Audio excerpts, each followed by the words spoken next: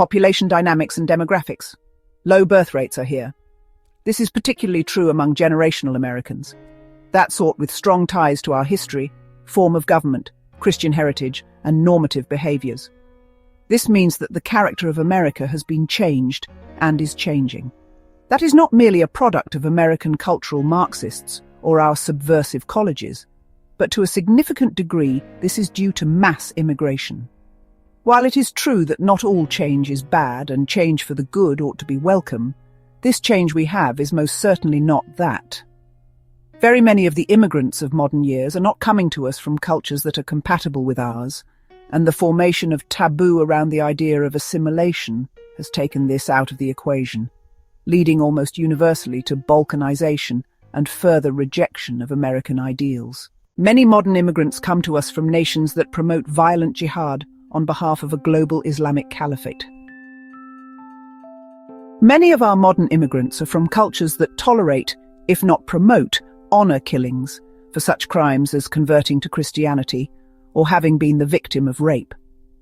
Many immigrants are coming from societies that have recently experienced a revival of Aztec blood rituals, sacrifice, and demon worship.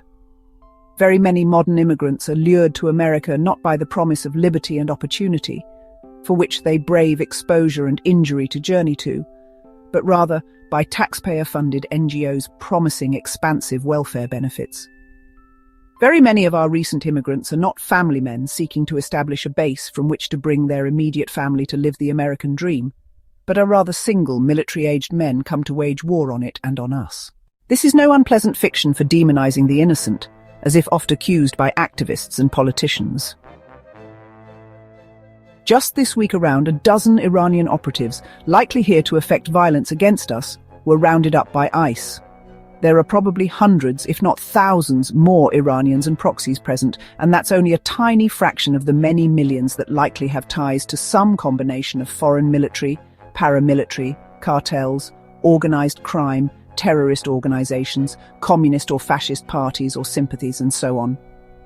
The Chinese communists have their hooks in literally hundreds of thousands of military-aged persons on American soil, and they are waging asymmetric war against us across the entire spectrum of warfare. We're up to our eyeballs in enemies behind the wire. This is a very significant reason that mass deportations are necessary, not just for those of proven serial violence, but generally for any unlawfully present. As even absent individual violent tendencies, the masses of illegal aliens present are an effective solvent for Republican governance and stand opposed to the re-enshrinement of the Constitution as supreme law. A document that effectively, when utilized properly, prevents the rise of democratic government, the faction of mobs, and the rise of oligarchs to champion their various demos.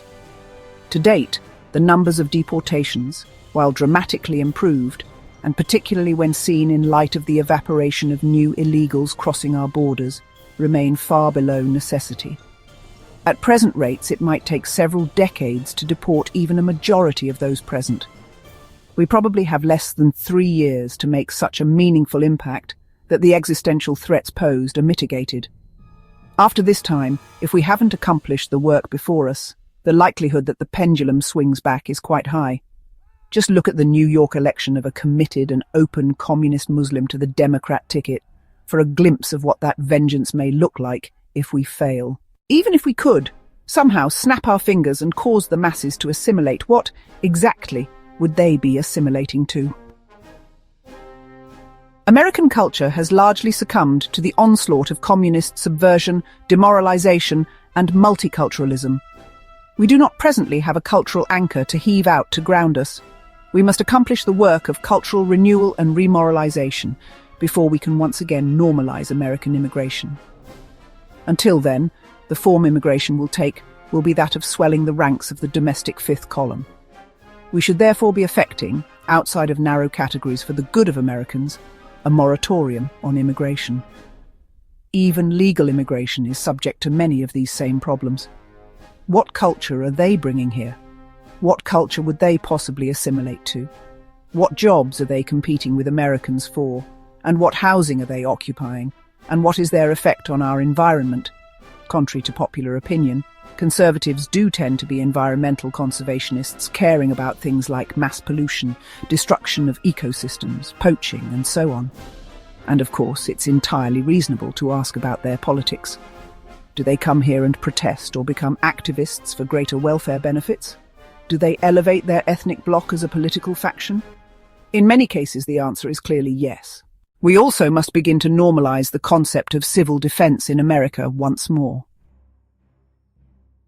Ideally led by the individual states, this is a necessary adjunct to the founding militia vision of America. This vision recognizes the impossibility of professional forces holding all of the territory and critical infrastructure in America in the event of war, invasion, or insurgency, and it legitimizes the true meaning of citizen by tasking the average American with a measure of that common defense.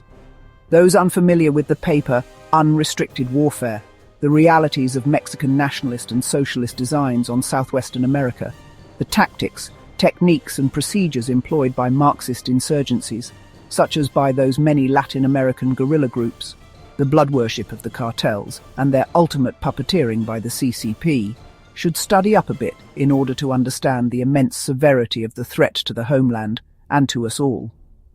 Our founders recognized the difficulty of invading America in order to wage war on us at home. Our enemies accomplished that invasion without firing a shot thanks to democratic open borders policies, USAID, and more. They are already here. We're also going to have to reckon with the present balkanization and disparate cultures of America. This should take the form of negotiated détente to avoid hostilities, and a positive vision of Americanism that all can choose to adopt or be considered an enemy of for long-term political warfare efforts. For this to come to fruition is going to require a return to a genuine and expansive federalism, each state truly a little nation of its own. This itself may require a repeal or modification of the 14th Amendment, as the path forward to avoid civil war likely involves a far greater degree of live and let live than any of us are going to like. Counterspell Group.